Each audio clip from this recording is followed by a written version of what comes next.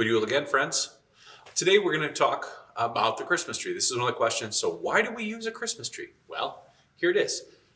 The evergreen, which is what we use for Christmas trees most commonly, is a symbol of eternal life, right? Because it stays green throughout the winter when all the other trees drop their leaves.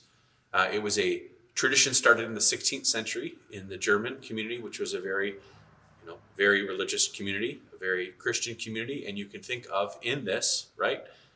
One of the most famous ones, Martin Luther. But before Martin Luther, and we'll talk about him in a sec, the idea was that you would use the tree as a reminder that life continues. That even in the midst of the depths of winter, when everything seems dead, that life goes on.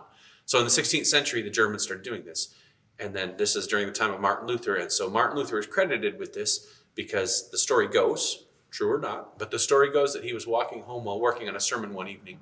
And he saw a pine tree, an evergreen, in the woods. And he could see the light streaming through the woods onto the tree. And it looked like the stars. And so he decorated the tree to do this.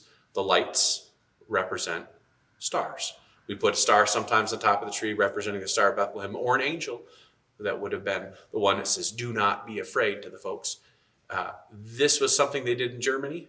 I know in other parts of the world it's been going on for a long time, but my dad tells me when I was little, and he's told me this story on and on, that when he was a kid, they actually had actual candles that sat on the tree. But it turns out that burning candles on a tree that's been cut down is a little bit flammable. And so we moved to these beautiful lights to remind us of those twinkling stars.